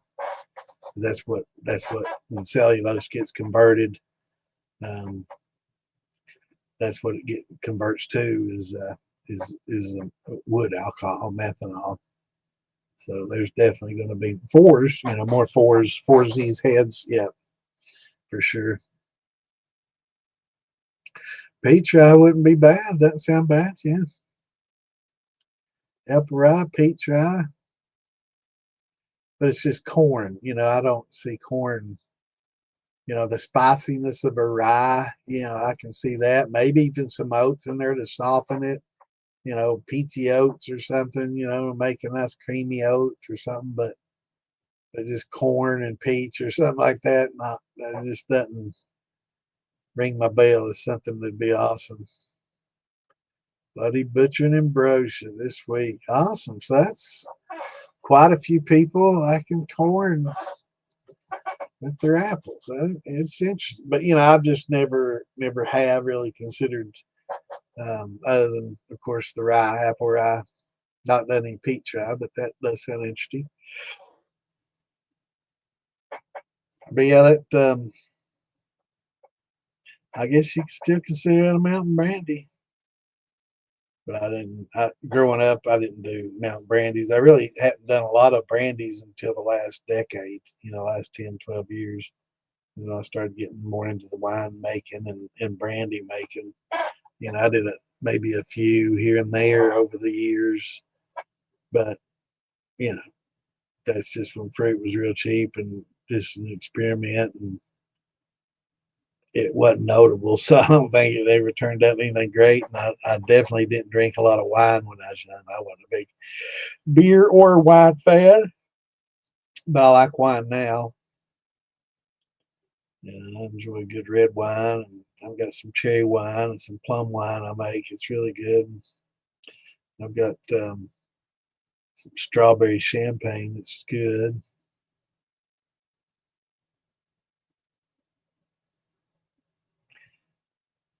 Tell the truth, is Phil Billy okay? Yeah, he's fine, man. I mean, we all have our health issues, and he's got some, health issues. Um, but it's nothing they hadn't had for a long time.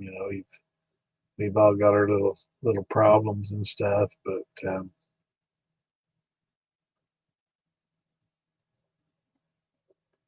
if there's anything new, I don't know about it yet. Let's just put it that way.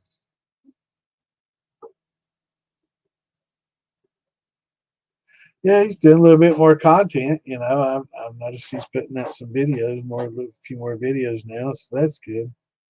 But he's been busy as shit, man. It's probably tired. I'd say he's definitely worn out.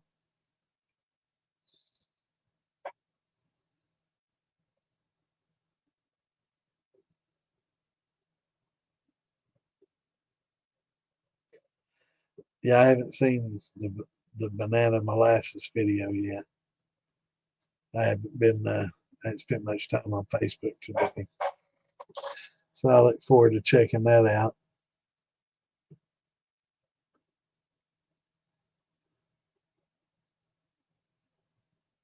Be interesting. So, yeah, he gets some good, decent quality black stir or molasses up there. He gets some. He gets some good. What do they call it? The Caribbean pearl, black pearl or something. So he gets pretty good quality stuff up there. I think they have a plant up there that makes it.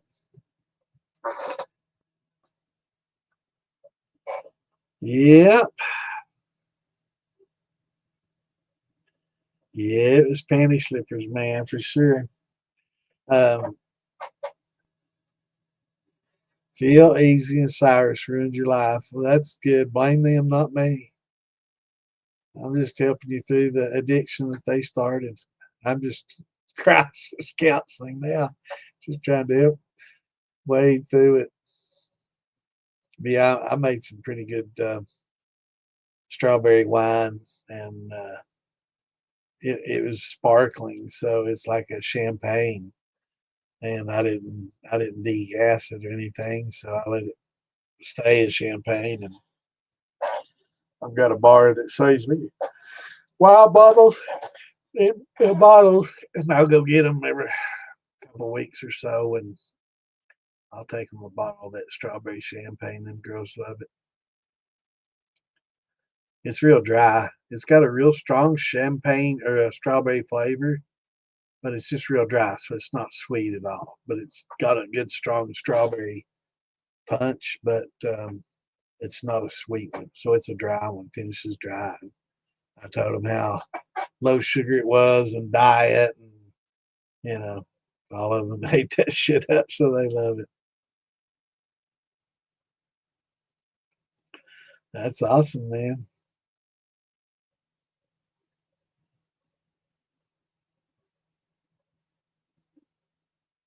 Yeah, look forward to meeting you too, Chris. But yeah, it was the real panty droppers for sure, brother.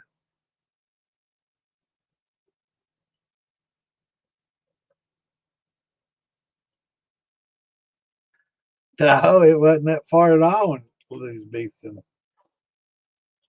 But you're in Texas, is that right, Clint?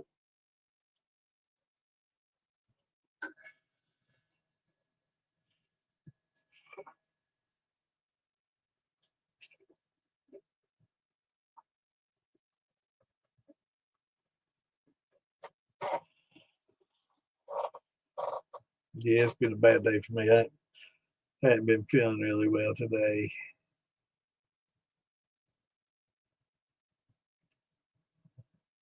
Is it Texas, Clint? I may be mistaken. I was thinking Texas for some reason. I could be wrong.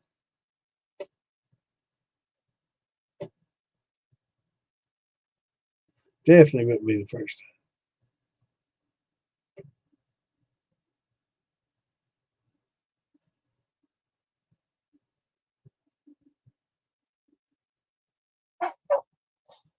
Yeah, I just never did a lot. I can't believe Kimbo quit playing Call of Duty.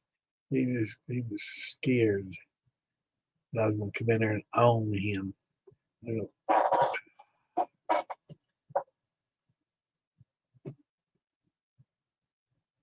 Alabama, Florida line. All right. Shit, I don't know what made me think Texas. I was confused you with somebody else. Hmm. Oh, it's Texas. Did you make it home, brother? Shine on, my friend. Get up with me sometime soon, man. I haven't talked to you in a while. That's what we're here for, brother. Just sit and talk about it. Bring your questions, any issues you have, any questions you got, we'll get them answered.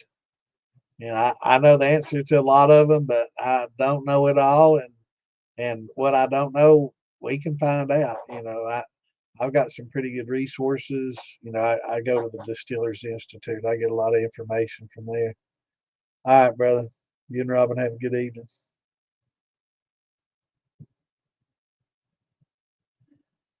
Wyoming.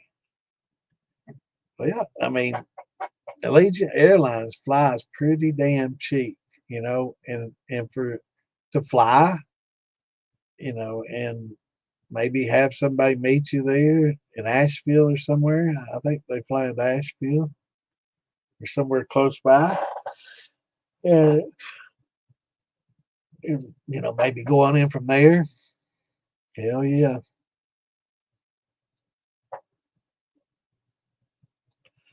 Awesome, JL. That sounds interesting. Vikings blood wine. Valhalla. Ran it through the still, got aging on cherry blossom. Man, that does sound good. A year. Wow, man, that sounds excellent.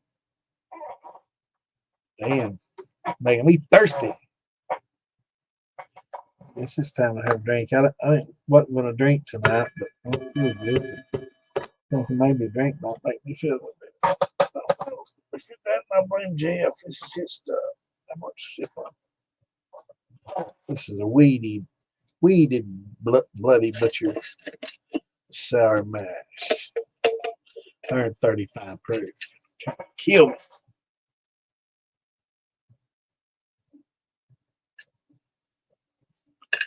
Medal of Honor.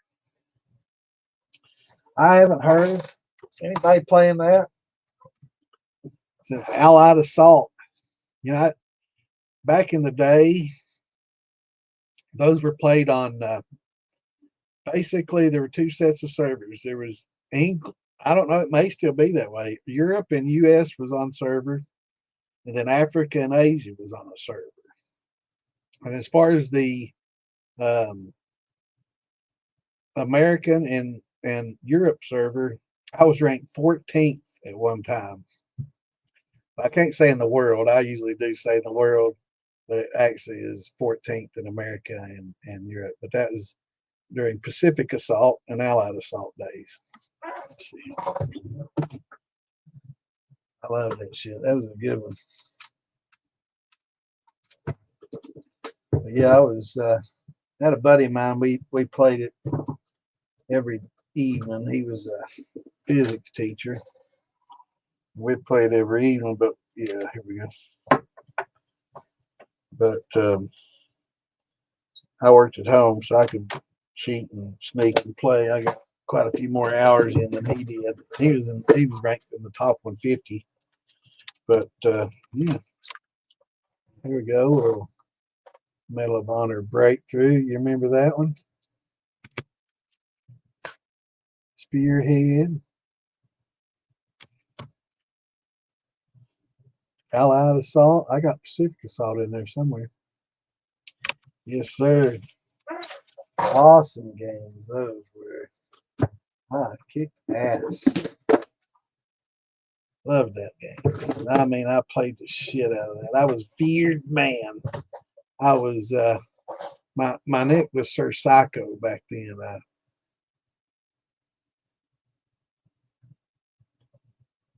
But that Blood Line definitely sounds good. Medal of Honor Airborne. I haven't played that. Now, when did Medal of Honor Airborne come out? I don't remember that. I got off. I went from that. Well, actually, my buddy found out I was 14th, and he was like 140 something, and he couldn't stand the fact that I was doing that much better and I was ranked like that, even though he was too. And that's, I mean, it's not millions of players, man. I mean, we were that, but he just couldn't deal with it, man. That ego tore him up that I was ahead of him when I was 14th, and so we decided we were going to play a different game. So we went to Counter-Strike from there, and I got good at Counter-Strike too. I was on the Family Gamers. Let's see what else I got there. I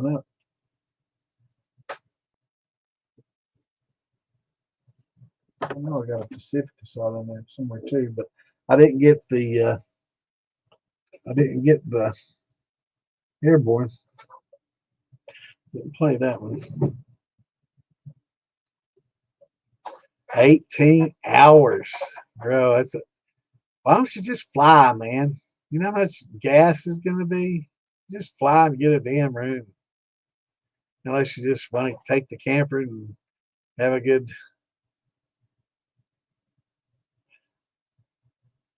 Viking blood, definitely.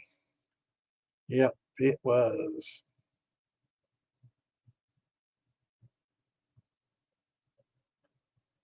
All right, brother. The first 5. So the 3 I showed, and then Pacific Assault, and then I guess the Airborne. 10th anniversary. Hell, the 10th anniversary, it has to be at least 10 years old, because that was like not 2003, maybe 2000 early. I guess. Yeah, I kicked ass. 2002, 2002, 2003. So yeah, it's been a while. Definitely been a while. I played a lot of Counter-Strike. Did you play Counter-Strike too, Jim? Yeah, the 10-year anniversary is probably over 10 years old. Yeah, definitely. Yeah, I've gamed a lot. I've always been playing games since Atari from the late 70s. We had that little Atari console when it first came out. And I don't remember whatever happened to that thing. Probably got rid of it in the yard sale. But I think we had somebody else in here that played Call of Duty last week. It was wanting to team up and play. Remind me who it is if you can send me a Facebook message or something, or somehow message me, and I'll get you my BattleNet info or my Activision info, and we can team up. Played once with Kimbo and Chris. It was like Chris's first time. I don't think Chris had played it that much, or it'd been a long, long time since he played it. But it went pretty quick, didn't it, Chris? But yeah, I've been playing this casual mode they got, and it's I've been getting 15, 20 kills per game average, which, pretty good, I guess. Pretty good for somebody that doesn't cheat. That's what I should say.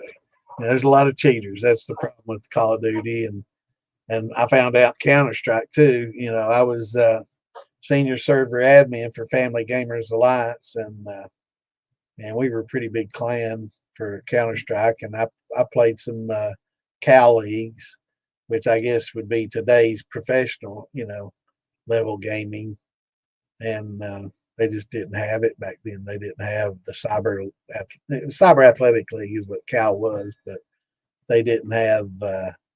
It wasn't like it is today with the money and all that and the tournaments, and we played. We played like some tournaments and stuff, but it wasn't like huge like it is now, with big money. And if it had been, yeah, Battlefield 2. Yeah, I could pull a few of those out as well.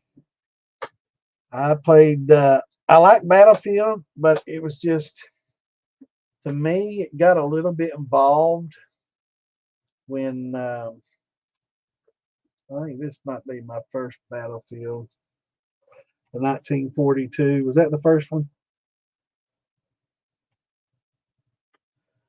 And that was around 2003. Yeah, it was about the same time I was doing Medal of Honor, and it just I just didn't have the time. I was busy doing that, and then switched to when the Orange Box came out. Let's see, that was 2007. So when this came out, of course, I was already pretty heavy in the Counter-Strike source, and then moved on to Counter-Strike from that. But yeah, I did a lot of. I know I had another Battlefield in there somewhere, but I've got stacks of these fucking CDs. There's another Battlefield, but I don't remember.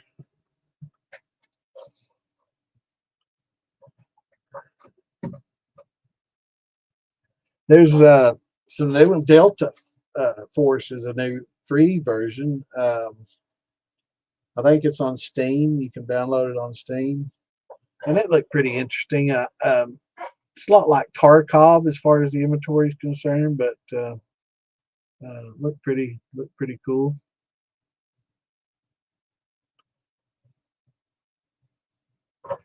Yeah, I like Battlefield. It's pretty cool. But when they started, you jump in the planes and the tanks and then all that, it's like, wow, it's wild. It's a lot. And I just like the simplicity of just the FPS, mono man, and but I did like the features that it had. I did try to do the plane and the tank thing and jump in all those, and it just, I don't know. I'd like the Medal of Honor better, the simplicity.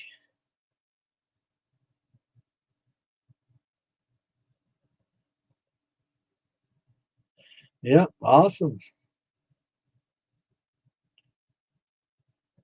Assassin's Creed. Well, we might have to have this little gamer game podcast or something. Maybe we all get together and play some of these old games, or at least get in there and play some Call of Duty or something. Try to compete with the cheaters.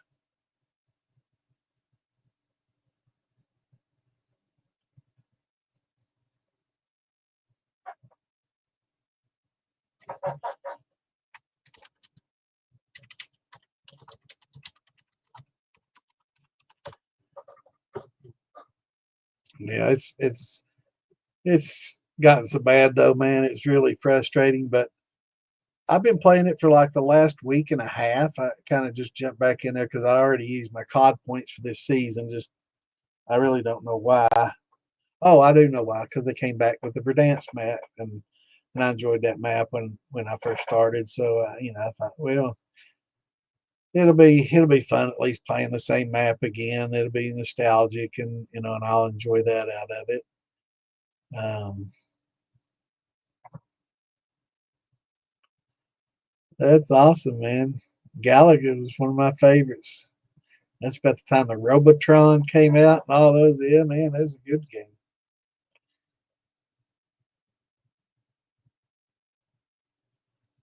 But so I did it just so I could play the Verdansk map, and they've got this casual mode on there, and at the same time they've got ranked, and all the cheaters, of course, are playing the ranked because that's their ego. That's why they cheat so they can be the best. And so they're all playing ranked to see who can be the best, and all that. And then the ones that cheat and still suck, they can't beat the cheaters, and they cheat. I guess they'll drop down to casual too. But it just seems like there's so many less cheaters than there was just 6 months ago. So, but that's just that won't last. But hopefully, at least for the season, there's only like 10 days left in this season. So. Defender, Galaga. Yep, big day. Those are the big off the console. What do they call those? The big arcade style games. Yeah. Yeah, I remember when Zelda and all those first came out. We did a lot of 24-hour Zelda, Legends of Zelda. Yeah, me too, Rick. I started on the Atari, and then I had the Commodore 64 after that, and um,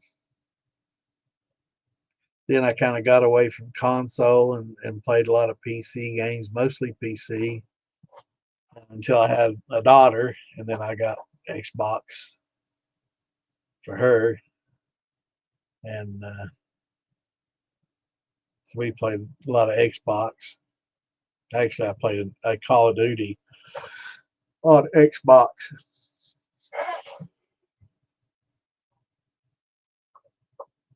Pong, there you go. Pong and Tank, a couple of the earliest games. They were a lot of fun. All right, guys. Well, it's 10. I'm not feeling the best. And I got a lot of questions tonight. We're all just hanging, talking about games. So if y'all want to, jump on and play some Call of Duty. Look for old Feral Llama. Somebody kills you and their name's Feral Llama. He ain't cheating. Space Invaders. Yeah, I remember all those old games. Trying to remember some of the ones I played on Commodore 64. I know Starcross was one that was really, really good. And Hitchhiker's Guide to the Galaxy was another good one that I did on Commodore 64. Those are some pretty interesting 80s games. But yeah, the Atari games were a lot of fun. And I did the little handheld. I still got the football one. What's it called? What was the name of that football one? Tecmo Bowl. Tecmo Bowl. It was a lot of fun. Yeah, I appreciate it, brother. Yeah, I do. I need to. I haven't been sleeping good, and I don't think I'm going to until I get that damn CPAP. But I do sleep a little bit better when I take my allergy medicine. It makes me very drowsy, and I'm due to take one. Hopefully, my stomach will feel better, and I'll take one of those this evening. And hopefully, I'll get some better rest, and hopefully we'll have some more ColecoVision. Yeah, I didn't have one of those, but I had some friends that had some of that had that, and Segas. But y'all have a good evening, and tune in Saturday, or we'll be here Friday for the shit show, of course, and Saturday we'll be back. Hopefully we'll have more questions. I'm going to actually start doing some research, and for these times when there's not a lot of questions, I'm just going to start covering certain topics and just do some discussions on specific topics of interest, and maybe share some step-by-steps guides. I think a lot of beginners that come in here would benefit and appreciate, kind of a step-for-step guide. I hate to say for dummies, it's like one of those, moonshining for dummies kind of books, but we'll think of something, maybe something for beginners, and the step-by-step for their first, maybe a thin mash recipe or something like that. Yeah, yep. Yeah, different types of aging, from spirals to staves to, to the chips, and then on up to the barrels, like the little Bad Mo and the Sandman barrels, Sandlin barrels. But yeah, these do pretty well, but these take full term. These are here, it takes 2-3 years on one of those. But they have better flavor than like just a standard 1 gallon or a 2 gallon that was all oak. Those tend to go pretty quickly and get a lot more tannins. But yeah, we'll talk about aging. Be a good little subject. But we'll see you guys Saturday, and gals Saturday. Everybody have a great rest of your week, and you got something running, hopefully you can tell us about it and share your experiences on Saturday. Everybody have a great evening. Sign on. Take care.